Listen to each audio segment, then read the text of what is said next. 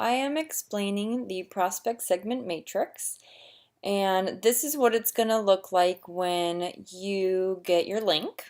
This is the example. So it's basically the same thing, it's just got a few things filled in here, which I'll explain.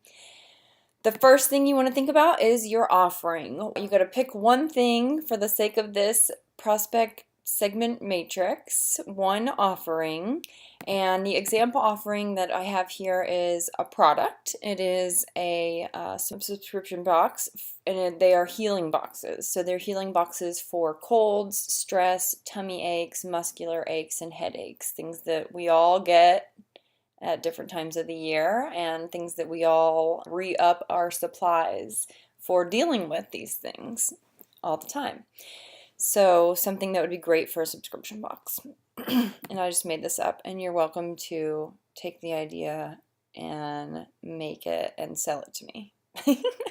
Our first example segment is moms, okay? Because moms both have these problems themselves, and they have kids that have these problems, and they hurt mentally equally when it's themselves and when it's their kids that are in pain. The first thing to compare in the different segments is the depth of their pain. So moms have a pretty high level of pain both when they have these problems and when their kids have these problems. So I would say let's put them on a 5.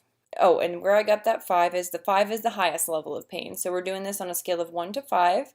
5 is the highest level of pain. So if there was very little pain, it would be a 1. People in pain right now at the moment, their depth of pain is going to be really high as well.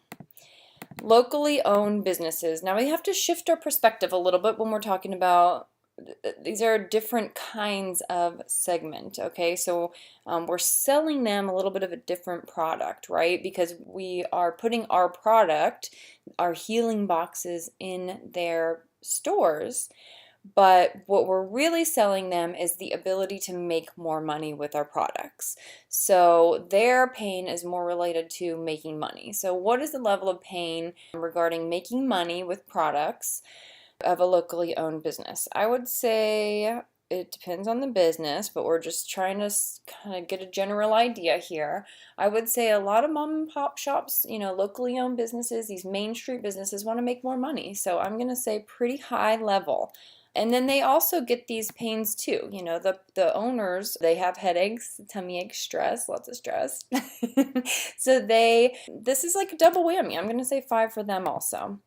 Buyers at regional chain stores. Okay, so again, we are selling them the ability to make more money with our products.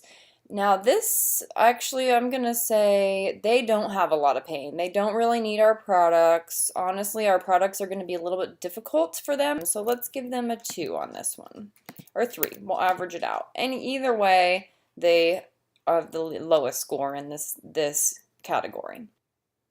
Okay, so the next column we're going to talk about is budget and comparing the budget of these different prospect segments. So when we're talking about the budget of moms who are buying healing products, this could be all over the board, a lot of, so what is it, that single moms are the main minimum wage owners, so that sucks. So they might have a budget, they might be on a 1, lowest budget. But at the same time, most people are going to be middle class. Most moms are going to be probably the middle class and lower. If we take middle class, lower class, that's going to be the highest segment. But also you got to take into consideration when you're in pain, you're willing to pay pretty much anything. So that really is going to bump it up let's do a 3. We'll do average 3. Okay, so budget of people in pain at the time. This is going to be same kind of thing as mom. I'm going to go with 3. Locally owned businesses, their budget, they have no budget. They just want to make more money and spend more time with their families. I'm going to go with, but they do, now if you can show them, if you can make a case for actually how you're going to make them money, they have a budget for that, okay? So again, let's do 3 on this one. Middle of the road. Buyers at regional chains are gonna have a budget for this, but in a way it's a really different and unique product. Like, where does this fall under? I guess it could fall under their budget for buying cold, all their cold and medicine kind of stuff. They probably have the biggest budget. Let's go 4. All right, ease of reach. The next column is basically how easy is it for you personally with your knowledge, skills, and resources, and including the people in your network. How easy is it for you to reach this segment? So and this is going to be a personal one. So if I am the owner of this business that has subscription boxes, I'm going to say, you know what, I might be a mom. I might be a mom myself. So let's put this at a 5. People in pain. I'm probably developing this out of pain that I have in my own life. So reaching people in pain also going to be pretty easy for me. Locally owned businesses. I live in a place that there are a lot of locally owned businesses, and I can talk to the owners pretty easily. So this is going to be, although this is going to be a little bit different for me. I've never done this before. I've talked to moms. I've talked to other people in pain. I haven't really talked to these business owners. So I'm going to actually give that a 3. This is a new kind of world I'm going out into here. Buyers at regional chains. I don't even know what their title is. I don't even know how to look for them on the internet. This is pretty tough for me. I'm going to go 2 on that one. Ease of MVP. MVP it stands for minimum viable product. So what is going to be we're talking about the easiest thing to make for this group of people.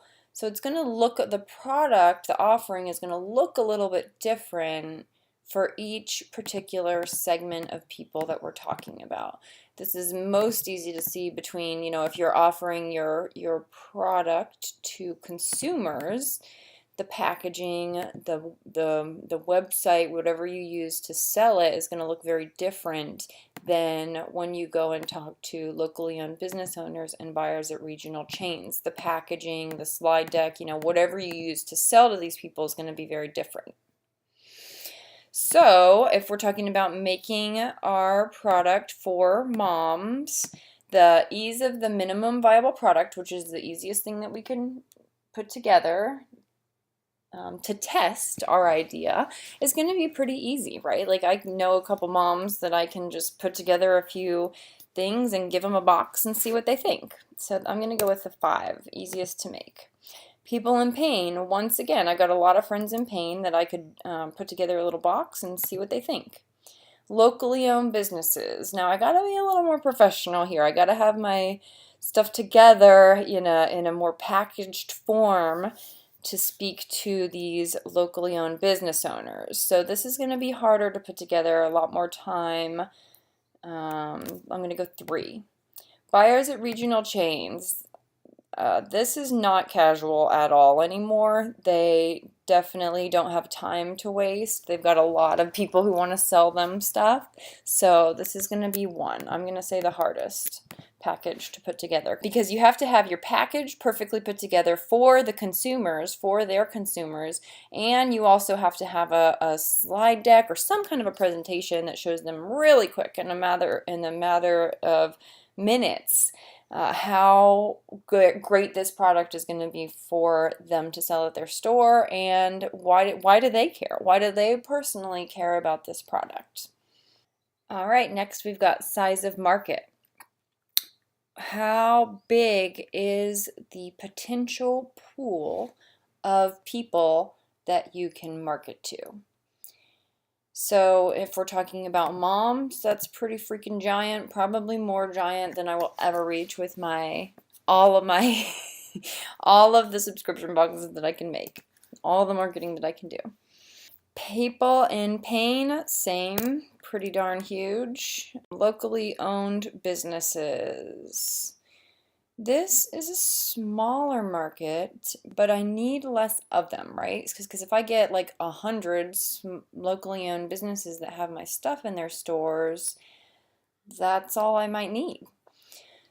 I'm going to say this is pretty good, but not as big, so 4. Buyers at regional chains, same thing. Values. This is my favorite one because I love everything to do with values.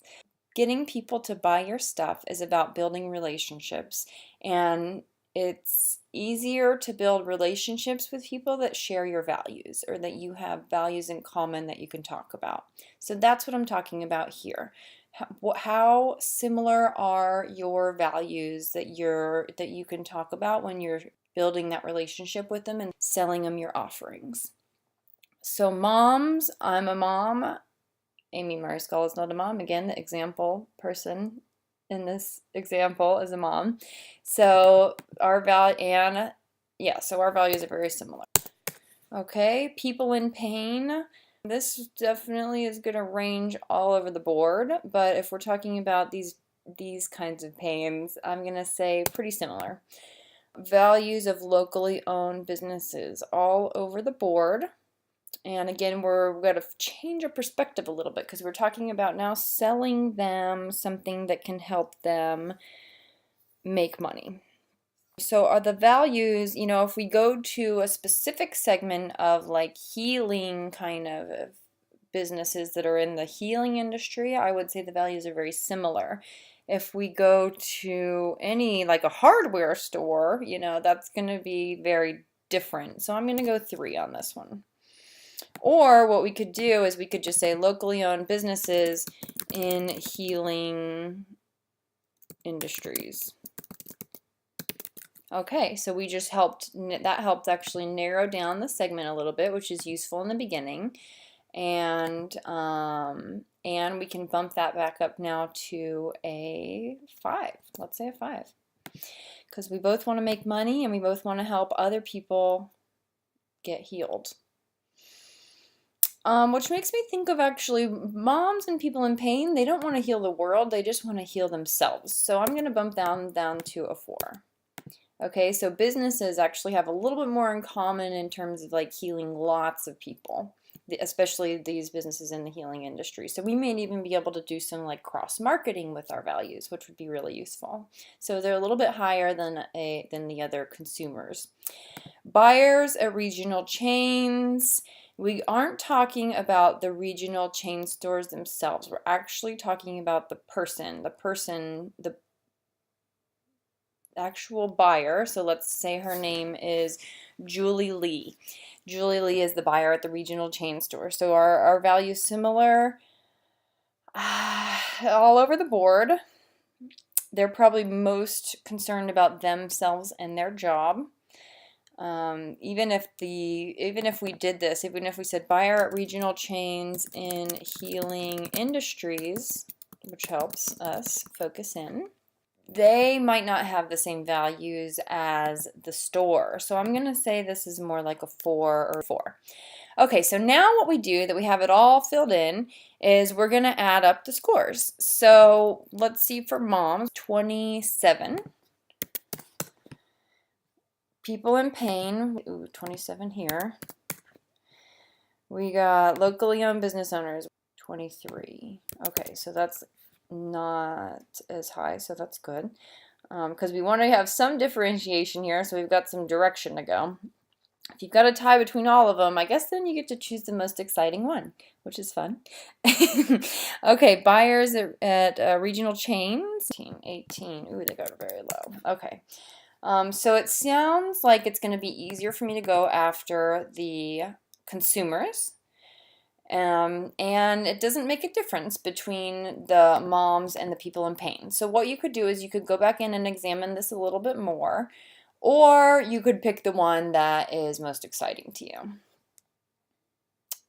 And that is the example. If you have any questions, please feel free to email me at info@liftyourbusiness.com.